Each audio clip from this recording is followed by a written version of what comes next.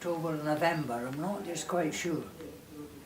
And they, at that time, I had my name down to get a commission in, I can't remember the regiment, I was a gunners anyhow. But when the war broke out, that disappeared altogether. And the RAF recruiting office was just along from where I was employed. I'm Ian Cumming, I'm the new Chief Executive of Erskine, the veterans charity providing care for veterans to encounter any sort of disability, social isolation or dementia problems in later life. 1822530.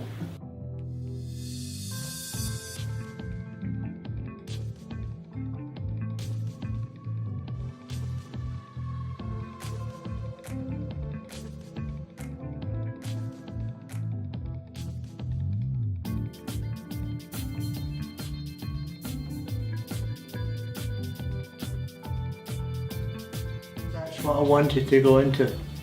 I wasn't waiting to be called up. I volunteered. The most enjoyable years of my life were in the RAF. The comradeship.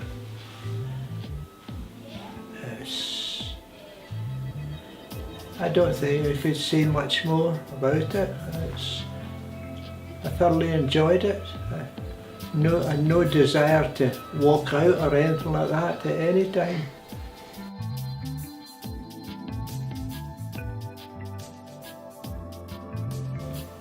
Companionship was there. All the Erskine residents have got this common background and a shared experience. It means that we've got a wicked sense of humour that we can tap into.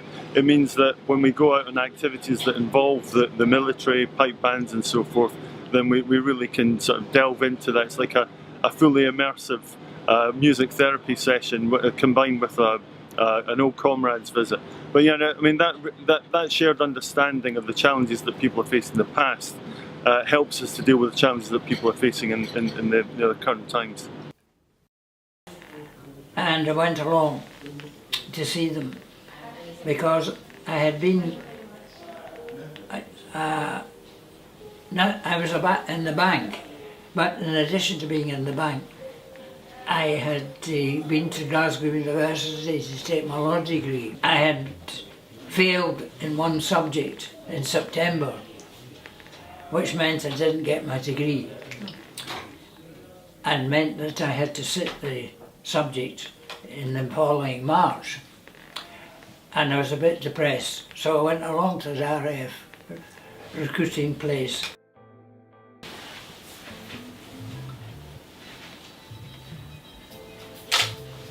I'm afraid I'm going to disappoint you.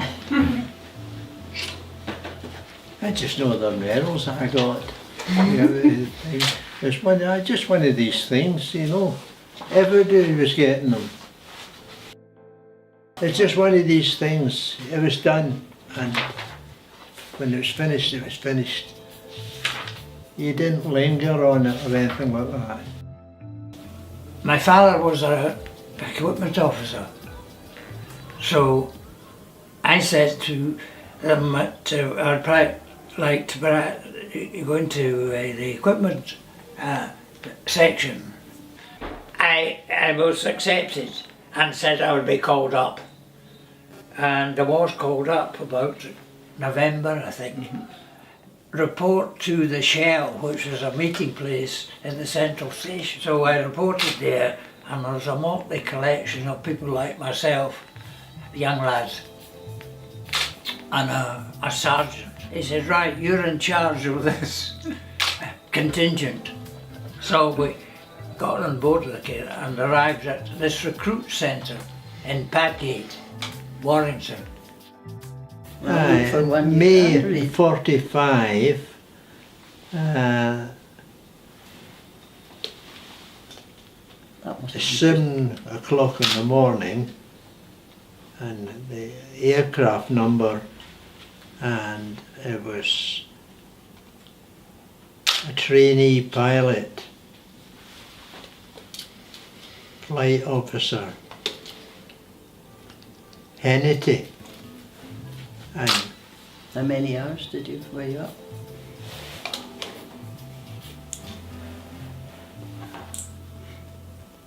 half an hour. Wasn't worth quite looking up.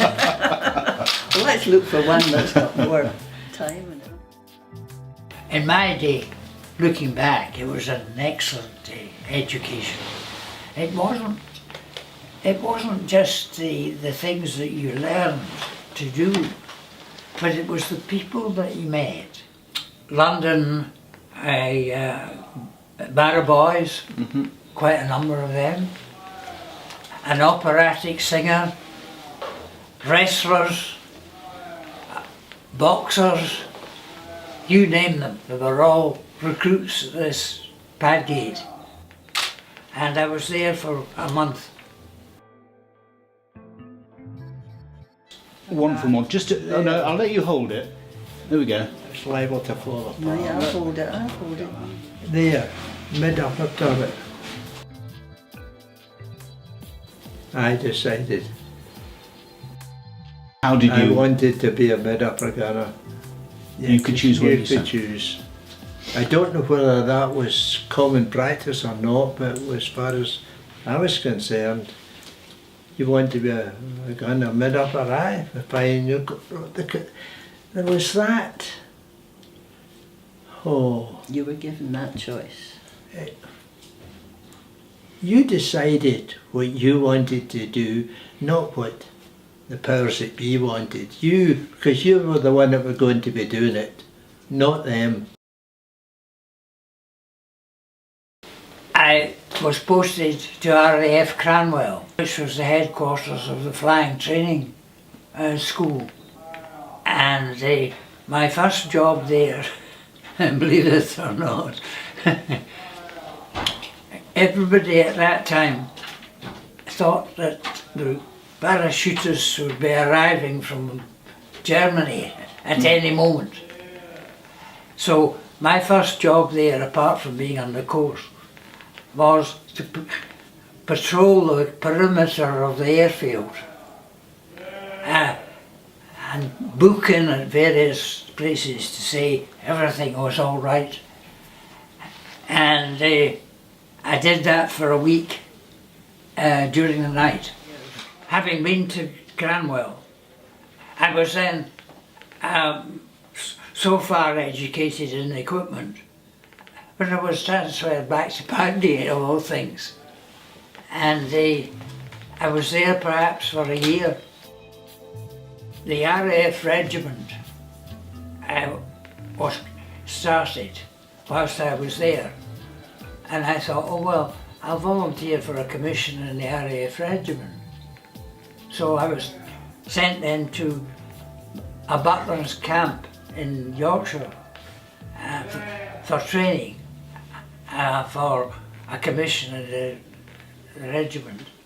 And it was quite easy for me because I'd been, as I say, at Padgate and basic training and so, and I passed that after a month, and we're due to go to the Isle of Man to start our OTC, sorry, our officers training.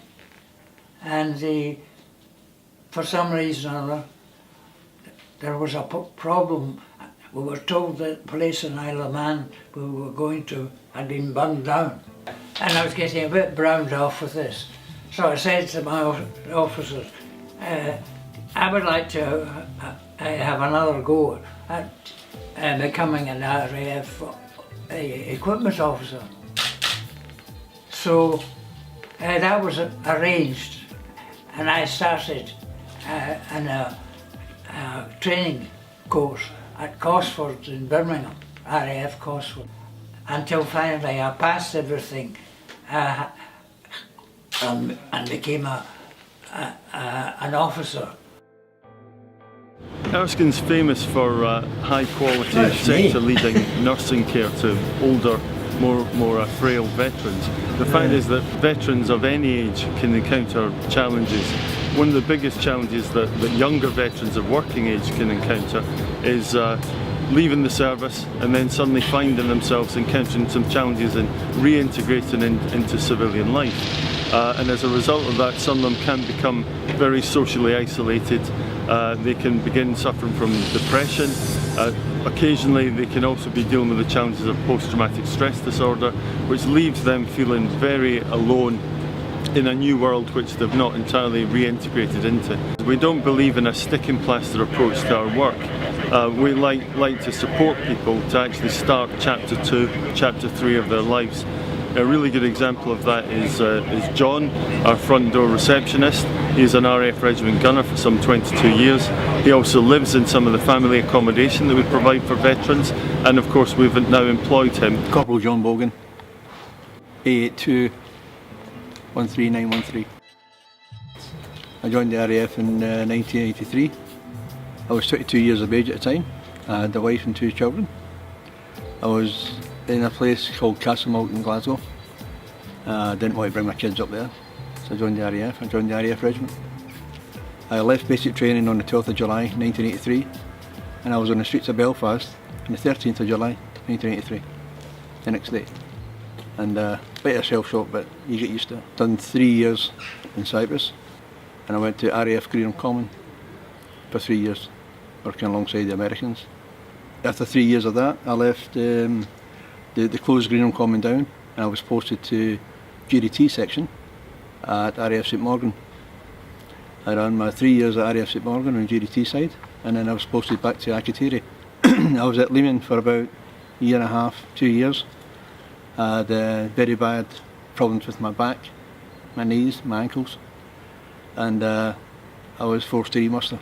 I forced myself to remuster because I could not complete the RAF regiment annual tests, and I had to see the full time at 22 years. So I went into the purse admin trade, went to RAF Holton, 17-week course on there, passed that out, and I was off to RAF High Wycombe. I went to the establishments branch there. I was a corporal office manager for the establishments. I'd done 3 and a bit years there, and then they sent me back to RAF Lehman to 100 Squadron, the Hawk aircraft, for 3.5 years, and then I was discharged. There's a lot of good memories, a lot of good friends, and 1 or 2 bad ones.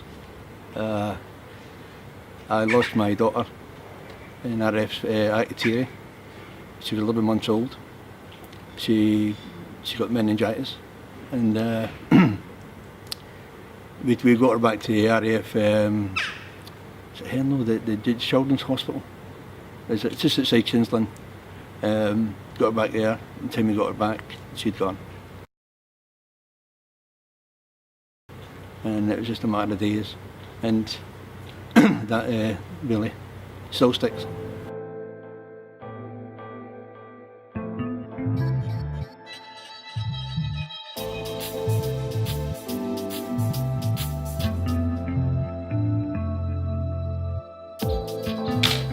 Don't overdo anything.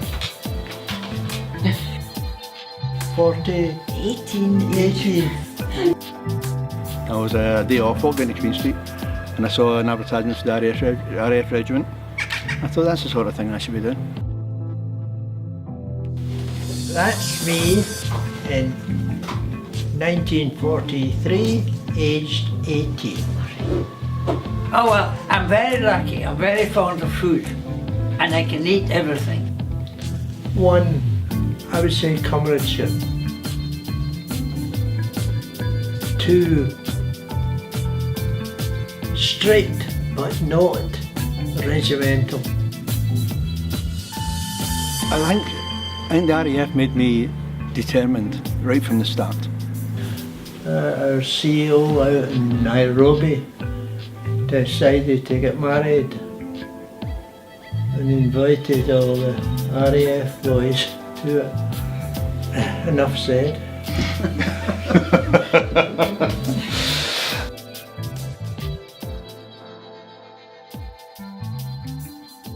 I had had an uncle who was also in the Royal Flying Corps, and at the end of the war, it must have been at the time the RAF was being formed, my Uncle Jack was sent out to Canada to help them to start a similar RAF in Canada. So I can't prove that,